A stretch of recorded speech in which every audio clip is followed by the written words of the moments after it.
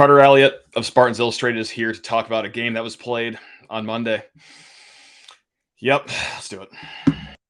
Are Locked On Spartans, your daily podcast on the Michigan State Spartans, part of the Locked On Podcast Network, your team every day.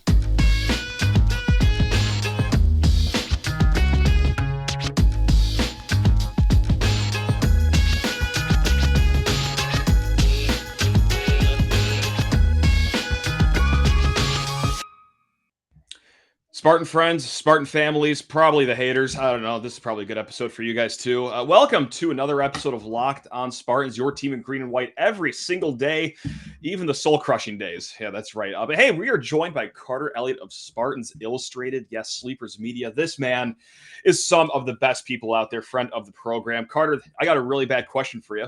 How you doing, man? Good to see you.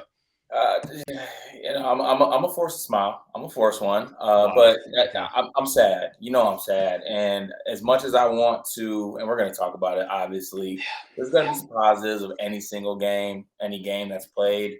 But I'm not one for moral victories. I hate moral victories because moral victories are losses. So that's kind of where I'm at right now.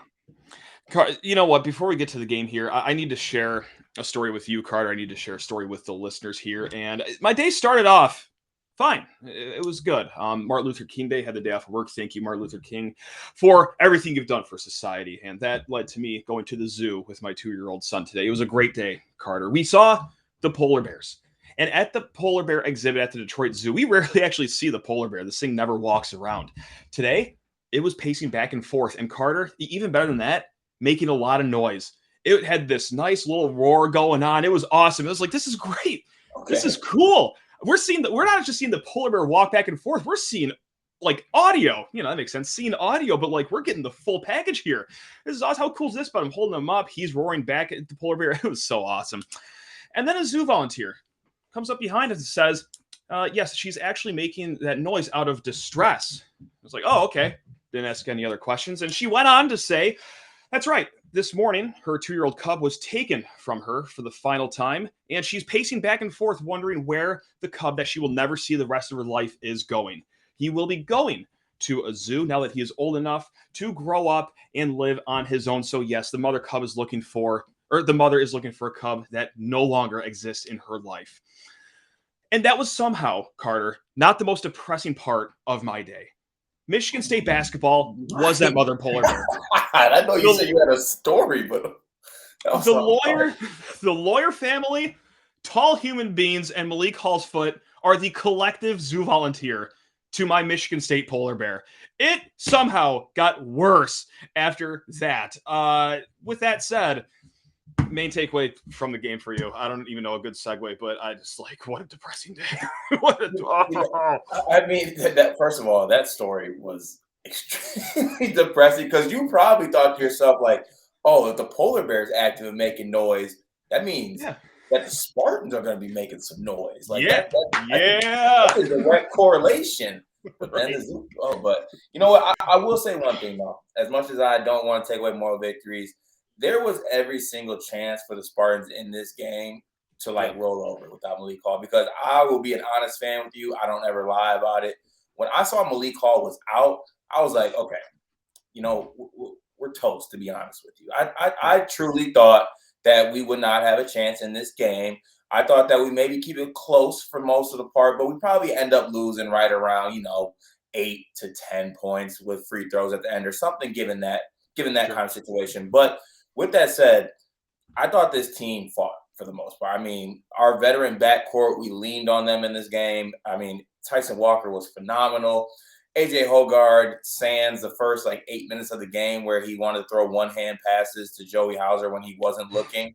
Sure. Played some really good basketball. And to be honest with you, if I thought that we would be in a game where we guarded Zach Edey with single coverage, I would be like, you're wrong. And Zach Edey probably had 60 and 30 against us. I mean, he kind of was close, but we made it tough on him today. So it sucks that for the most part, we wasted an epic Tyson Walker performance. I mean, 19 points, I believe, in the second half, en route to 30 points in the game. And he was doing it in a variety of ways. And I mean, just being an absolute maestro in the pick and roll. I mean, it was really fun to see. It was for as bad as the first part of the basketball game was, kind of on both sides, because I thought that Purdue was missing a lot of easy shots, and so was Michigan State. That second half stretch, that was some fun basketball to watch. Kind of watching both the teams go back and forth. It was a little less fun watching Fletcher Lawyer kind of rub it in our face and go back and forth, especially because the crowd was chanting that Foster's better, and I was kind of under my breath, like, unfortunately, no, he's not. He's not true at all, actually. It's not true at all. We got a little insight on what would have happened if Foster Lawyer had the growth spurt of the century. No kidding, right? No kidding, man. So with that said, like, you hit a lot of great points that I want to try to get to if I remember all of them and write them all down in the second and third segment here. But I guess that's the question that I have for you coming up here is that, like, do you feel like MSU gave this game away? Do you agree with that sentence? Because even I'm on the fence of that. There's obviously, evidence that said, well, yeah, sure, they did. AJ missed those 2 free throws at the end. And also, just like Tom Izzo said, the start of the game is really where MSU lost this one. You had 4 turnovers by the first time out even came about. And just really sloppy basketball, like you alluded to, like everyone else saw. But then again, I hate to say it, but Purdue just played really well, too. They answered every single blow that Michigan State gave them down the stretch. And look, we could talk about Zach Edey a little bit, just debate if he's good just because he's tall. But the fact of the matter is, he is good. He is good. Yeah. So, yeah, the better team may or may not have won. So do you think it was a game Michigan State gave away?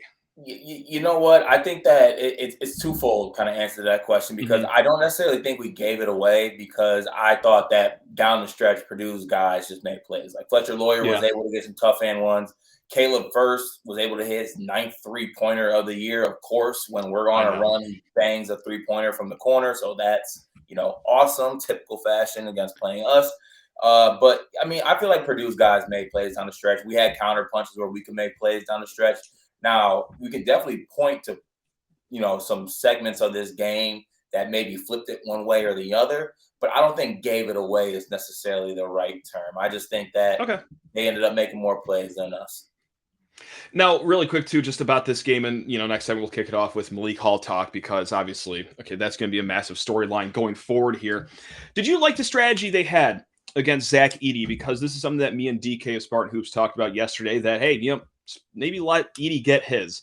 Now, we said that. We did not think it'd be 32 points, but like everywhere around him, Purdue's not a great 3-point shooting team. They are freshman backcourt, 3-star freshman backcourt. Maybe you can have a game where they're a little off. One of them did, the other one didn't. I digress. Do you like the strategy Michigan State went into when defending Purdue, as in like singling Zach Edey and just letting everyone else just try to hurt you? You know what? I'm not really a big fan of it, because the metrics and the numbers don't exactly line up with that, taking that approach. I mean, for the notion is that Purdue's like a really good shooting team. I think it's because I'll be straight up with you. I think because they got a Caucasian backcourt, everyone thinks they're just like these knockdown shooters. They're really not a good. You're not wrong. You're not wrong. Right. They're not a good 3-point shooting team at this point. I mean, they have kind of shown some stretches in these past games where, Fletcher Lawyer's been able to get hot, but by all the numbers, I think if I remember correctly, last time I looked, which was probably pretty recently, as far as like 3-point makes or percentages, like Purdue's like 250, like in the 200 range in the country. So like, they're not really a good 3-point shooting team. So I think that, just to keep it a buck, I think we got pretty lucky that Zach Edey was missing a lot of shots in that first half that he typically makes. It hurts to say, he had 32 and 17, I believe he ended up with. And I thought that he had a bad game. I really do I thought he had a bad game. I mean, he missed a lot of shots that he typically makes.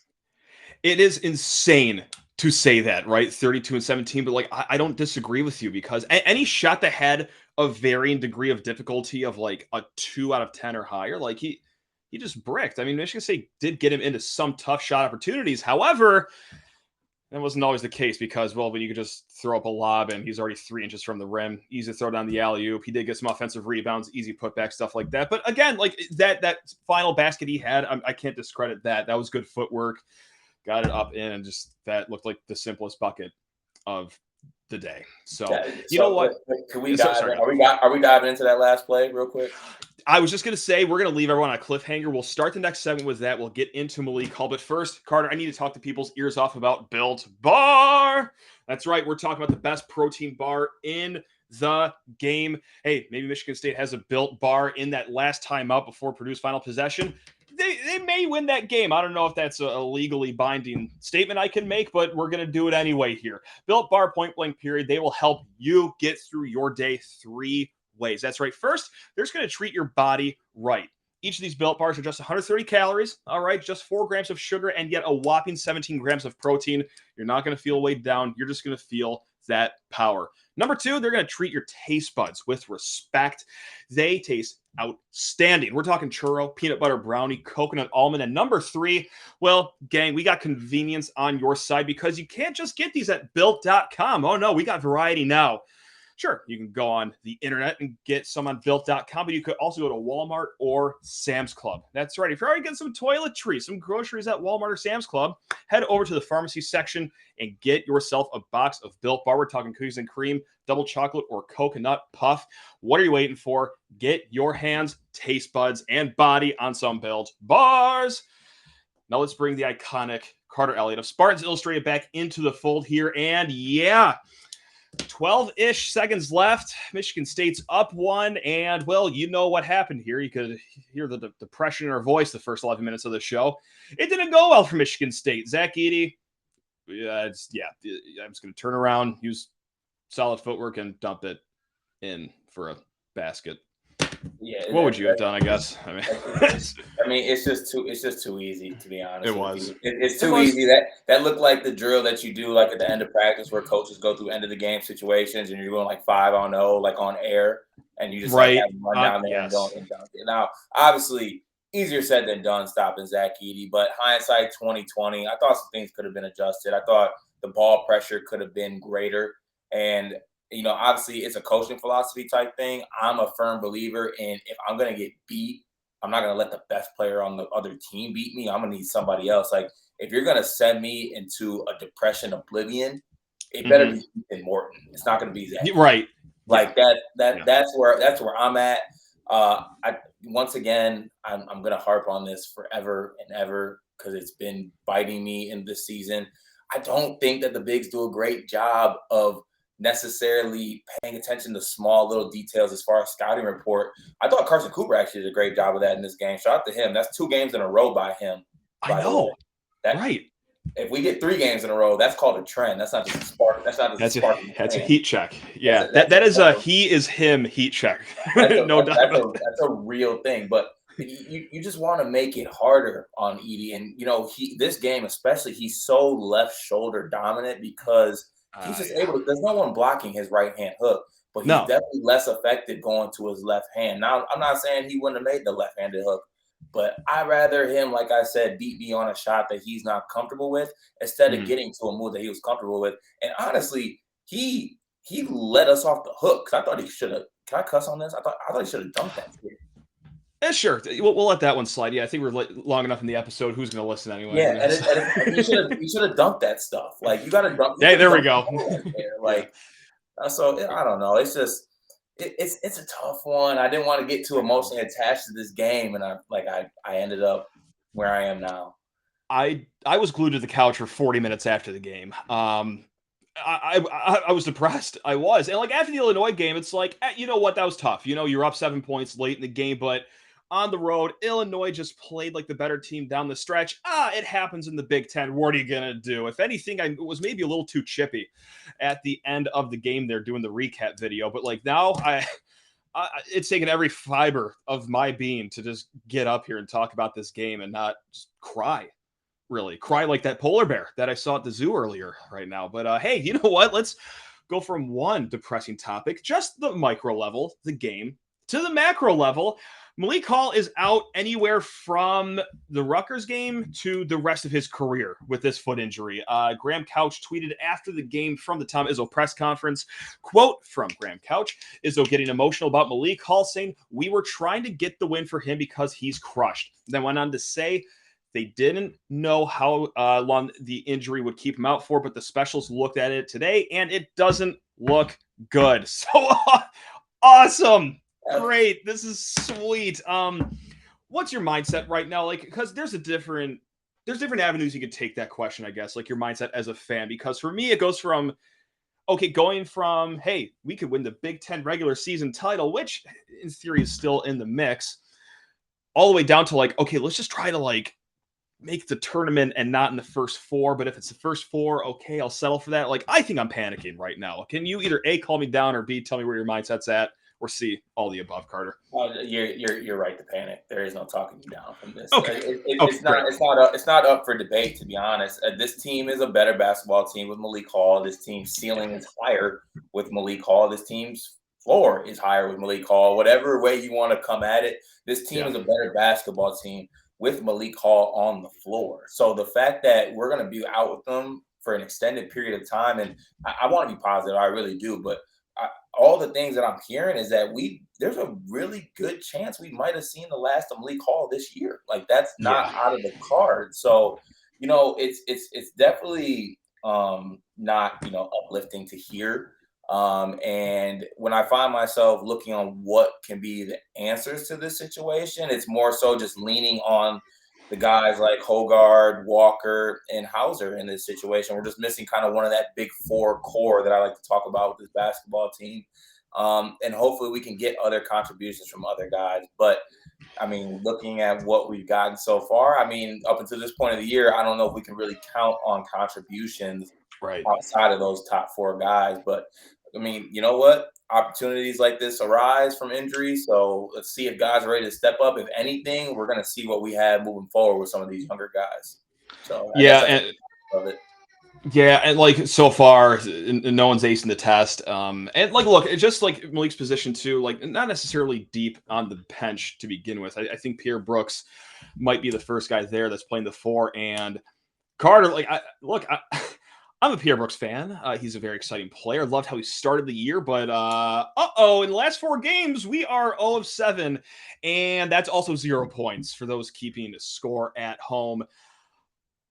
That's going to be a big issue here, because the bench is also as detrimental as Malik Hall's foot here. You got 4 bench points tonight, so like if the starters aren't absolutely killing it, and they kind of did. Like, Walker got 30. Okay, AJ had a solid game. Hauser was solid enough, and you still couldn't beat Purdue. Like, vibes are horrendous, Carter. Vibes are certainly horrendous. And the worst part about it is, like, it's January 16th right now. Like, we got a lot more games to go, and anybody who watches college basketball knows that, things like sprained ankles, things like sickness, like things happen during the basketball season. We were already so thin, and our margin for error was so thin. Now it's microscopic.